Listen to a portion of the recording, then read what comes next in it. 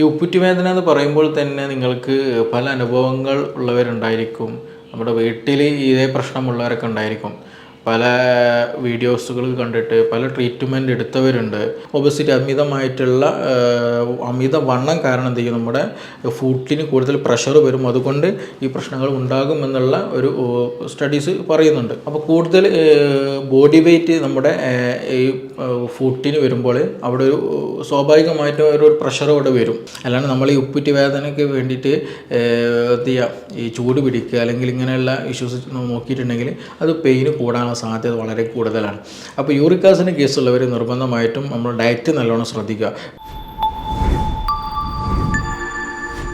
Hello everyone, ഞാൻ doctor Siraj, medical officer QNB hospital, Koduvally. പൊതുവായിട്ട് നമ്മുടെ ക്ലിനിക്കിൽ കണ്ടുവരുന്ന ഒരു കംപ്ലൈൻ്റ് ആണ് ഉപ്പുറ്റി വേദന എന്ന് പറയുന്നത്. ഈ ഉപ്പുറ്റി വേദന എന്ന് പറയുമ്പോൾ തന്നെ നിങ്ങൾക്ക് പല അനുഭവങ്ങൾ ഉള്ളവരുണ്ടായിരിക്കും.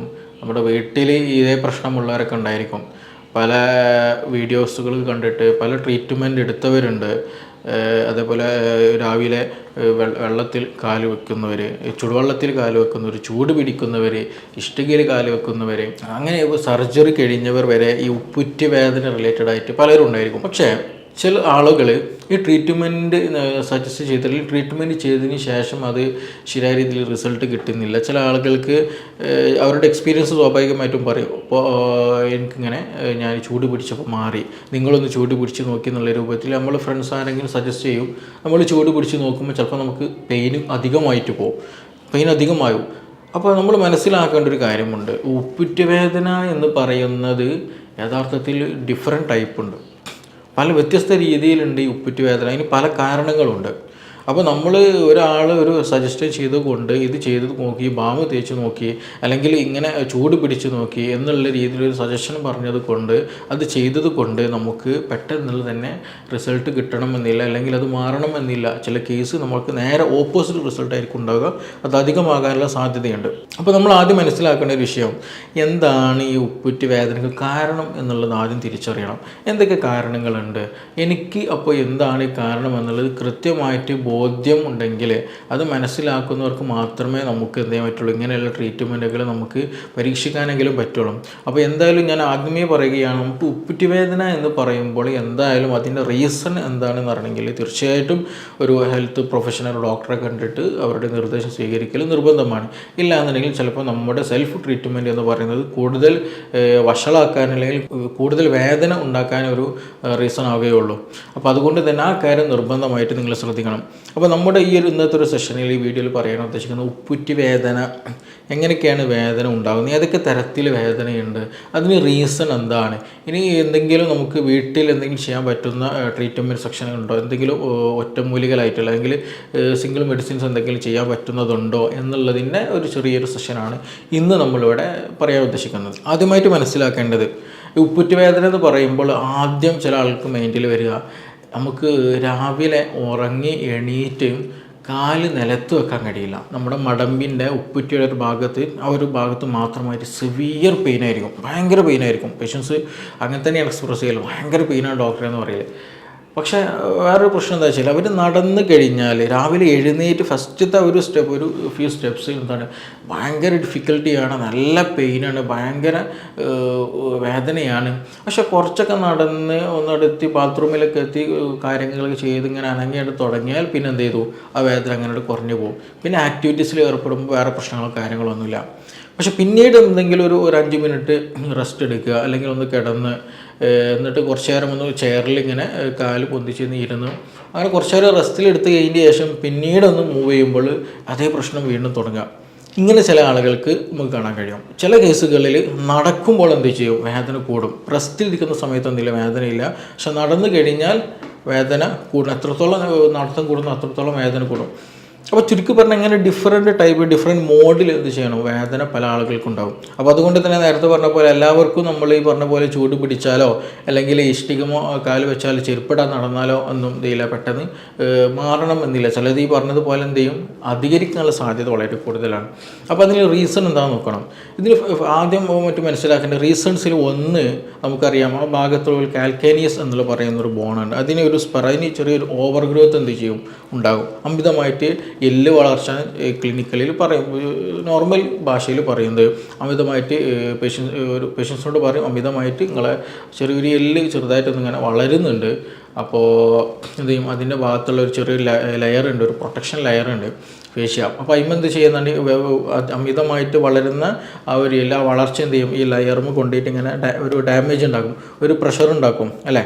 ആ പ്രഷർ ഉണ്ടാക്കുമ്പോൾ അവിടെ ചെറിയൊരു ഇൻഫ്ലമേഷന്, അവിടെ മറ്റ് ഇൻഫ്ലമേറ്ററി സൈൻസും കാര്യങ്ങളൊക്കെ ഉണ്ടാകും, ചെറിയ നീർക്കെട്ട് വരും, നല്ല സിവിയർ പെയിൻ ഉണ്ടായിരിക്കും. അവർക്ക് എപ്പോഴും കൂടുതലായിട്ട് നടക്കുമ്പോഴൊക്കെ നല്ല സിവിയർ പെയിൻ ഉണ്ടായിരിക്കും. അത് നമുക്ക് എക്സ്റേ എടുത്താൽ പെട്ടെന്ന് മനസ്സിലാക്കാൻ കഴിയും അതിൻ്റെ ഒരു വളർച്ച എന്നുള്ളത്.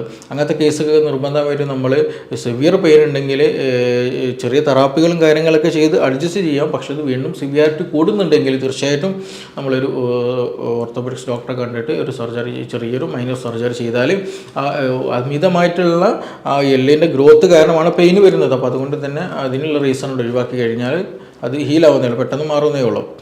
പിന്നെ മറ്റൊരു വിഭാഗമുണ്ട്, ചില കേസുകൾ നമുക്ക് വേദന വരാനുള്ള റീസൺ എന്ന് പറയും യൂറിക് ആസിഡിൻ്റെ കേസുകളുണ്ട്. യൂറിക് ആസിഡ് മെറ്റബോളിക് ഡിസോർഡർ, നമുക്കൊക്കെ പരിചയമുള്ളൊരു വേർഡാണ് യൂറിക് ആസിഡ് എന്ന് പറയുന്നത്. നമ്മുടെ പ്രോട്ടീൻ മെറ്റബോളിസത്തിൻ്റെ ഒരു ബൈ പ്രൊഡക്റ്റ് ആയിട്ട് വരുന്ന, ഇപ്പോൾ യൂറിക് ആസിഡിൻ്റെ പ്രസൻസിൽ കാരണമായിട്ട് അല്ലെങ്കിൽ അതിൻ്റെ അമിതമായിട്ടുള്ള പ്രസൻസ് നമ്മുടെ ബോഡിയിൽ വരുമ്പോൾ ഈ പറഞ്ഞ വലിയ ജോയിൻറ്റുകളിൽ, കാൽമുട്ട് ജോയിൻറ്റുകളിലൊക്കെ എന്ത് ചെയ്യും, യൂറിക് ആസിഡിൻ്റെ ഡെപ്പോസിറ്റ് ഉണ്ടായിരിക്കും. അതേപോലെ നമ്മുടെ ഈ അങ്ങനെയുള്ള പേഷ്യൻസിന് എന്താറുണ്ട്, യൂറിക് ആസിഡിൻ്റെ ഇഷ്യൂസ് ഉള്ളവർക്കും ഈ ഉപ്പുറ്റിയുടെ വേദന ഉണ്ടാകാറുണ്ട്. രാവിലെ എഴുന്നേൽക്കുന്ന സമയത്ത് പ്രത്യേകിച്ച് ഉണ്ടാകും, അത് എക്സ്ട്രാ വർക്ക് ചെയ്യുന്ന സമയത്തും കൂടുതലായിട്ട് കാണുന്നുണ്ട്. അപ്പോൾ യൂറിക് ആസിഡിൻ്റെ ഇഷ്യൂ ഉള്ളവർക്ക് ഇതേപോലെ ഉപ്പുറ്റിക്ക് വേദന ഉണ്ടെങ്കിൽ തീർച്ചയായിട്ടും കോറിലേറ്റ് ചെയ്യേണ്ട ഒരു മേഖലയാണ് ഇത് യൂറിക് ആസിഡ് കൊണ്ട് വന്നതാണോ എന്നുള്ള ഒരു കൺഫ്യൂഷൻ, അല്ലെങ്കിൽ അങ്ങനെ ഒരു തോട്ട്സ് അവിടെ നിർബന്ധമായിട്ട് നമുക്ക് വേണം.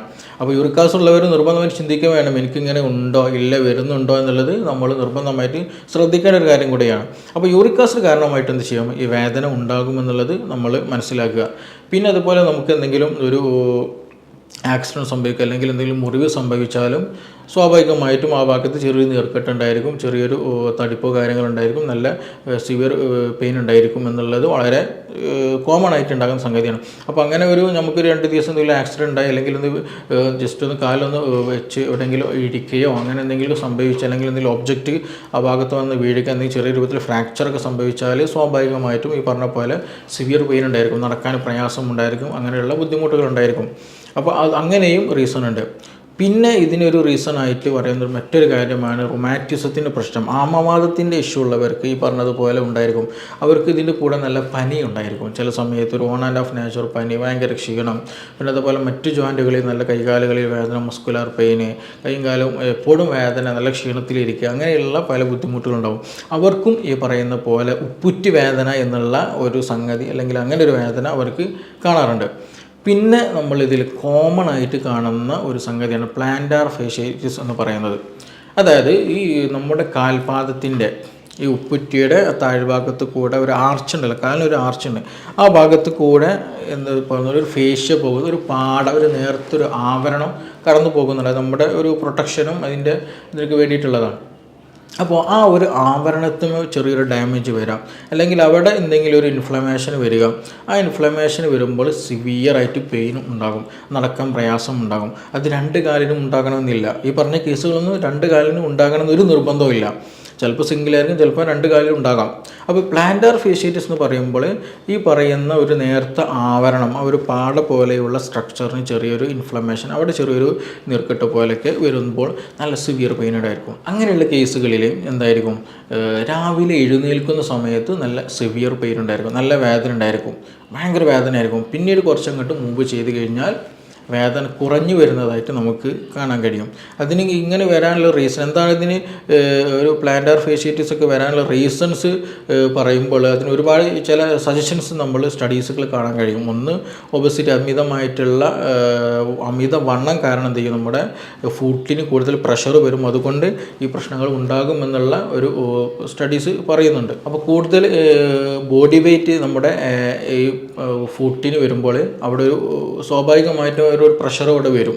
അപ്പോൾ അതുകൊണ്ട് ആ ഫേഷ്യക്ക് ചെറിയൊരു ഡാമേജ് വരും, ഇൻഫ്ലമേഷൻ വരും, നല്ല പെയിൻ വരും. ഒന്ന് അത്.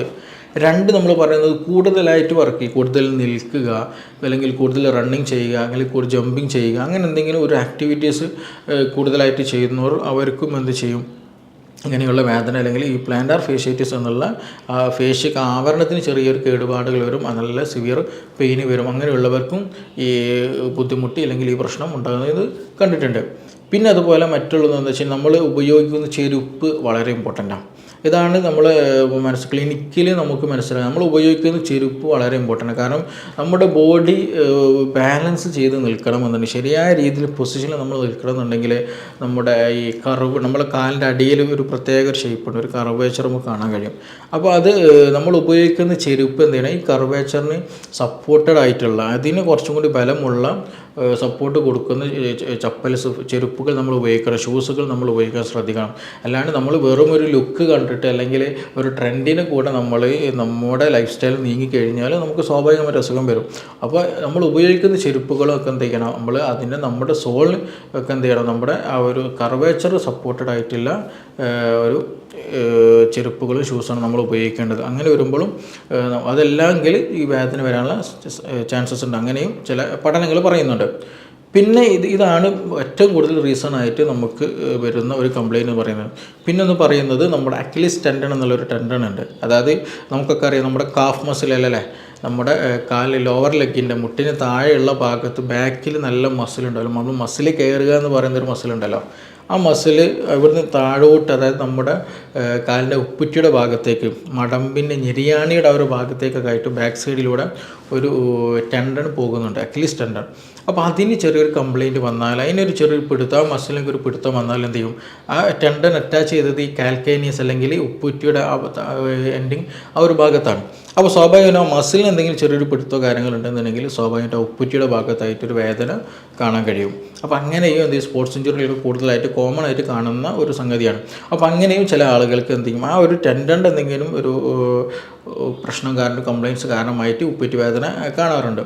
അപ്പോൾ കോമൺ ആയിട്ട് ഞാൻ ആദ്യം പറഞ്ഞു, ഉപ്പുറ്റി വേദന എന്ന് പറയലോട് കൂടിയിട്ട് നമ്മൾ ഒരിക്കലും എന്ത് ചെയ്യുക, അതൊരു സിംഗിൾ കാറ്റഗറിയിലേക്ക് കോൺസെൻട്രേറ്റ് ചെയ്യരുത്. ഇങ്ങനെയുള്ള ഒരുപാട് കാരണങ്ങൾ അതിൻ്റെ പിന്നിലുണ്ട് എന്നുള്ളത് നമ്മൾ ആദ്യം മനസ്സിലാക്കണം. അപ്പോൾ അത് മനസ്സിലാക്കണം എന്നുണ്ടെങ്കിൽ തീർച്ചയായിട്ടും ഒരു പ്രൊഫഷണൽ ഡോക്ടറെ കണ്ടിട്ട് എന്താണിത്, എല്ലിൻ്റെ വളർച്ചയാണോ അല്ലെങ്കിൽ യൂറിക് ആസിഡിൻ്റെ പ്രശ്നമാണോ, ആമവാദത്തിൻ്റെ പ്രശ്നമാണോ, ഇനി അതല്ല ഞാൻ എന്തെങ്കിലും ഒബ്ജക്റ്റ് എടുക്കുക, എന്തെങ്കിലും അക്ഷരമുണ്ടോ അല്ലെങ്കിൽ കാലം എവിടെയെങ്കിലും വെച്ച് തട്ടിയപ്പോൾ എന്തെങ്കിലും മുറിവ് പറ്റിയോ, അല്ലെങ്കിൽ ഞാനൊരു സ്റ്റെപ്പുമെന്ന് ഇറങ്ങിയപ്പോൾ എന്തെങ്കിലും മുറിവ് പറ്റിയോ, അതിലെന്തെങ്കിലും ചെറിയ ഡാമേജ് വന്നതോ ബോണിന്, അങ്ങനെയുള്ള അതിനുള്ള ചാൻസസ് ഉണ്ട്. അപ്പോൾ ഇതിന് എന്താണ് റീസൺ എന്നുള്ളത് നമ്മൾ നോക്കണം. ചില കേസുകൾ നമ്മൾ ഡോക്ടറോട് എന്തായാലും സ്വാഭാവികമായിട്ട് പേഷ്യൻസിനോട് പറയുന്നത് അത്യാവശ്യം നല്ല തെറാപ്പി, നല്ല മൂവ്മെൻറ്റും കാര്യങ്ങൾ നടത്തണം. ചില കേസുകൾ നമ്മൾ പറയുന്നത് നിങ്ങൾ തെറാപ്പി ചെയ്യരുത്, നിങ്ങൾ റെസ്റ്റ് എടുക്കണം, കൂടുതൽ എക്സസൈസ് ഒന്നും ചെയ്യരുത് എന്ന് പറയും. അപ്പോൾ ഏത് കേസിലാണ് എന്നുള്ളത് നമ്മൾ അറിയണം. ഇല്ല എന്നുണ്ടെങ്കിൽ ചിലപ്പോൾ നമുക്ക് ഓപ്പോസിറ്റ് റിസൾട്ട് ആയിരിക്കണം, കൂടുതൽ സിവിയാരിറ്റിയിലേക്ക് പെയിൻ എന്ത് ചെയ്യും നമ്മളെ കൊണ്ടുപോവുകയുള്ളൂ. അപ്പോൾ അതുകൊണ്ട് തന്നെ ഇങ്ങനെയുള്ള ഇഷ്യൂസോ കാര്യങ്ങളുണ്ടെങ്കിൽ നിർബന്ധമായിട്ട് ഒരു ഡോക്ടറെ കാണുക. ഇത് കോമൺ ആയിട്ട് നമ്മുടെ ക്ലിനിക്കിൽ വരുന്ന കേസുകളാണ്. ഇത് അത്ര വലിയ സിവിയാരിറ്റി ഉള്ള പ്രോബ്ലം അല്ല, പക്ഷേ ഈ ഒരു സിംറ്റം കാരണം, ഈ ഒരു വേദന കാരണം നമ്മുടെ ഡെയിലി ലൈഫിനെ നല്ലോണം ബാധിക്കും. അത് മിക്ക ഈ പ്രശ്നങ്ങളും കൂടുതൽ കാണുവരുന്നത് സ്ത്രീകളിലാണ് കൂടുതൽ കാണുവരുന്നത്. അപ്പോൾ അതുകൊണ്ട് തന്നെ അവരുടെ വീട്ടിലെ ഡെയിലി ആക്ടിവിറ്റീസ് നല്ലോണം ബാധിക്കുന്ന ഒരു പെയിനും കൂടെയാണ് ഈ പറഞ്ഞിട്ടുള്ള ഈ ഉപ്പുറ്റി വേദന എന്ന് പറയുന്നത്. അപ്പോൾ ഈ കാര്യങ്ങളൊക്കെയാണ് ഇതിന് കോമൺ ആയിട്ടുള്ളത്. പിന്നെ ഇതിൽ നമുക്ക് സിമ്പിളായിട്ട് ചെയ്യാൻ പറ്റുന്നൊരു മാർഗം, ട്രീറ്റ്മെൻ്റ് ആയിട്ട് ചെയ്യേണ്ടത്, ഒന്ന് ഇത് അറിഞ്ഞിട്ട് അതിനുള്ള മെഡിസിൻസ് കഴിക്കുക എന്നുള്ളതിന് കോമൺ ആയിട്ട് നമ്മളൊക്കെ എല്ലാവരും ചെയ്യുന്നൊരു സംഗതി തന്നെയാണ്. പിന്നെ ഒന്ന് ശ്രദ്ധിക്കേണ്ടത് ഈ പ്ലാന്റാർ ഫേഷ്യേറ്റിസ്, ഞാൻ പറഞ്ഞല്ലോ, നമ്മൾ രാവിലെ എഴുന്നേൽക്കുന്ന സമയത്തൊരു വേദന, യൂറിക് ആസിഡിൻ്റെ പ്രശ്നമില്ല, ആമവാദത്തിൻ്റെ പ്രശ്നമില്ല, വേറെ ബോഡി വെയ്റ്റിൻ്റെ അങ്ങനത്തെ ഇഷ്യൂസ് കാര്യങ്ങളൊന്നുമില്ല, വേറെ ആക്സിഡൻറ്റോ വേറെ എന്തെങ്കിലും സർജറി കഴിഞ്ഞതോ അല്ലെങ്കിൽ ബോണിൻ്റെ ഓവർ ഗ്രോത്തോ അങ്ങനത്തെ കാര്യങ്ങളൊന്നും തന്നെ ഇല്ല. രാവിലെ എഴുന്നേൽക്കുമ്പോൾ സിവിയർ വേദന, നടക്കുമ്പോൾ ചെറിയൊരു നടക്കുമ്പോൾ കുറച്ച് ഈ വേദന കുറഞ്ഞു വരിക, പിന്നീട് ഓക്കെ ആവും, പിന്നെ എഴുന്നേൽക്കുമ്പോൾ വേദന, അങ്ങനെയുള്ള കേസുകളിലൊക്കെ എന്ത് ചെയ്യാം, നമുക്ക് നേരത്തെ പറഞ്ഞ പോലെ ചൂട് പിടിച്ചാൽ അവിടെയുള്ള നീർക്കെട്ടും അവിടെയുള്ള ആ ഒരു കൺജഷനൊക്കെ അവിടെ പോവും. അതിൽ എന്ത് ചെയ്യും, നല്ലൊരു കാംനെസ് നമുക്ക് കിട്ടുകയും ചെയ്യും. പിന്നെ അതേപോലെ തന്നെ ഇനി അതല്ലെങ്കിൽ നല്ല ചെരുപ്പിടാതെ എന്ത് ചെയ്യുക, ചെറിയൊരു മണലിലൂടെ നടക്കുക, ചെറിയ ചരൽക്കല്ലുകളൊക്കെ നടക്കുന്നത് നല്ലൊരു ട്രീറ്റ്മെൻറ്റാണ്. അതേപോലെ ചൂടുള്ള ഇഷ്ടികമേൽ കല്ലുമേലൊക്കെ എന്ത് ചെയ്യുക, നമ്മൾ ഉപ്പൂറ്റി കാല് വെക്കുന്നതൊക്കെ നല്ല കംഫർട്ടായിട്ട് നമുക്ക് ഫീൽ ചെയ്യും. പിന്നെ അതിൻ്റെ കൂടെ തന്നെ നമ്മൾ യൂറിക് ആസിഡിന് ഇഷ്യൂ ഉള്ളവർ നിർബന്ധമായിട്ടും യൂറിക് ആസിഡിനുള്ള ട്രീറ്റ്മെൻറ്റ് നോക്കണം. അല്ലാണ്ട് നമ്മൾ ഈ ഉപ്പൂറ്റി വേദനയ്ക്ക് വേണ്ടിയിട്ട് എന്ത് ചെയ്യുക, ഈ ചൂട് പിടിക്കുക അല്ലെങ്കിൽ ഇങ്ങനെയുള്ള ഇഷ്യൂസ് നോക്കിയിട്ടുണ്ടെങ്കിൽ അത് പെയിന് കൂടാനുള്ള സാധ്യത വളരെ കൂടുതലാണ്. അപ്പോൾ യൂറിക് ആസിഡിൻ്റെ കേസുള്ളവർ നിർബന്ധമായിട്ടും നമ്മൾ ഡയറ്റ് നല്ലോണം ശ്രദ്ധിക്കുക. വെജിറ്റബിൾസുകൾ ഫ്രൂട്ട്സുകൾ എന്ത് ചെയ്യാം ഭക്ഷണത്തിൽ നന്നായിട്ട് ഉൾപ്പെടുത്തുക. പിന്നെ മീറ്റ്സ് റെഡ് മീറ്റുകളൊക്കെ എന്ത് ചെയ്യുക പ്രോട്ടീനുകൾ പിന്നെ അതുപോലെ ഫിഷ് ഇതൊക്കെ ഒന്ന് കൺട്രോൾ ചെയ്യുക. നന്നായിട്ട് വെള്ളം കുടിക്കുക തുടങ്ങിയ കാര്യങ്ങൾ എന്ത് ചെയ്യുക ശ്രദ്ധിക്കുക. അതിന് കൂടെ യൂറിക് ആസിഡ് ട്രീറ്റ്മെൻറ്റ് എടുക്കുക. നമ്മൾ മെറ്റബോളിക് ഡിസോർഡറാണ്, നമ്മുടെ മെറ്റബോളിസം പ്രോപ്പർ അല്ല എന്നുണ്ടെങ്കിലാണ് പ്രശ്നങ്ങൾ വരുന്നത്, യൂറിക് ആസിഡ് ഇഷ്യൂസ് ഉണ്ടാകുന്നത്. അപ്പോൾ അതിനുള്ള സെക്ഷന് വേറെ നോക്കണം. പിന്നെ ഞാൻ നേരത്തെ തുടക്കത്തിൽ പറയുകയും നമുക്കൊരു ഓവർ വളർച്ച എല്ലിന് കൂടുതലായിട്ട് ഗ്രോത്ത് വരുന്നതായിട്ട് തോന്നിയാൽ തീർച്ചയായും അതിൻ്റെ ചെറിയ മൈനർ സർജറികളോ അതിൻ്റെ ട്രീറ്റ്മെൻറ്റ് അങ്ങനെ എടുക്കണം. അപ്പോൾ ഇങ്ങനെ ഒരു കൃത്യമായിട്ടുള്ളൊരു പ്ലാനിങ് എന്ത് വേണം. നമ്മുടെ ഈ ഒരു ഉപ്പുറ്റ് വേദന എന്ന് പറയുമ്പോൾ ഒരു സിംഗിൾ ടേമാണ് അല്ലേ. അപ്പോൾ ഒരാൾ ഉപ്പുറ്റ് വേദന എന്ന് പറയുമ്പോൾ അയാളുടെ വേദന സത്യത്തിൽ ഒരു റീസൺ ആയിരിക്കും, വേറെ റീസൺ ആയിരിക്കും. അപ്പോൾ ഒരാൾക്കൊരു വേദന മാറി ഞാൻ ചൂട് പിടിച്ചപ്പോൾ മാറി എന്ന് പറഞ്ഞത് കൊണ്ട് ബാക്കിയുള്ളവർക്ക് അത് പ്രയോഗിക്കുന്നത് അത്ര നല്ലതല്ല. അപ്പോൾ എന്താണ് വേദനയുടെ റീസൺ എന്നുള്ളത് അറിയൽ നിർബന്ധമാണ്. അപ്പോൾ അതുകൊണ്ട് തന്നെ നമ്മൾ സ്വയം ട്രീറ്റ്മെൻറ്റ് നടത്താതെ ഇത് കോമൺ ആയിട്ട് കണ്ടുവരുന്നതാണ്. നമുക്ക് ക്ലിനിക്കിൽ കോമൺ ആയിട്ടുള്ളൊരു പലരും സംശയം ചോദിക്കുന്നൊരു കേസും കൂടിയാണ്. അപ്പോൾ അതുകൊണ്ട് തന്നെ ഇതുമായി ബന്ധപ്പെട്ട് എന്തെങ്കിലും ഇനി അറിയണമെന്നുണ്ടെങ്കിൽ ഇതിൻ്റെ മറ്റു വശങ്ങൾ തിരിച്ചറിയണമെന്നുണ്ടെങ്കിൽ നിങ്ങൾക്ക് ഇതിൻ്റെ കൂടുതൽ വിവരങ്ങൾ ആവശ്യമുണ്ടെങ്കിൽ തീർച്ചയായിട്ടും നിങ്ങൾക്ക് ഈ നമ്പറിൽ ബന്ധപ്പെടാവുന്നതാണ്. നമുക്കിനി മറ്റൊരു വിഷയമായിട്ട് വീണ്ടും കാണാം. Thank you.